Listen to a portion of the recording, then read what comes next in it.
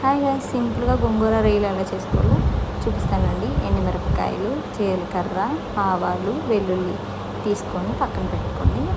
తర్వాత France clean చేసుకొని and గోంగూర కూడా క్లీన్ చేసుకోండి.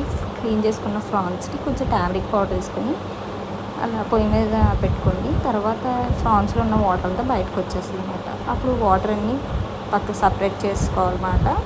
తర్వాత మళ్ళీ క్లీన్ చేసిన గోంగూరని మనం స్టవ్ మీద పెట్టుకుని 1 గ్లాస్ వాటర్ అండ్ పచ్చిమిర్చి కూడా వేసుకోవాలి. తర్వాత అలా మగ్గుతుండగా అలా వాటర్ రిలీజ్ అవుతూ ఉంటుంది. అలా రిలీజ్ అవుతుండగా ఒక ఆనియన్ చాప్ చేసుకొని పక్కన పెట్టి అది అలా బాయిల్ అయిపోయిందంతా స్మాష్ చేసుకుంటూ ఒక 5 మినిట్స్ అలా చేయండి. తర్వాత ఒక క్లిప్ మిస్ అయింది, ఫ్రాన్స్ అండ్ ఆనియన్ కూడా వేసి అలా మగ్గిస్తూ ఉంటే గోంగూర రొయ్యలు కంప్లీట్ అయిపోతుంది. తర్వాత వేడి వేడి అన్నంలో గోంగూర రొయ్యలు వేసుకుని తింటే అబ్బా ఎంత బాగుందో. మీరు కూడా ఒకసారి ట్రై చేయండి గైస్, సూపర్ వచ్చింది. మీరు కూడా ట్రై చేయండి.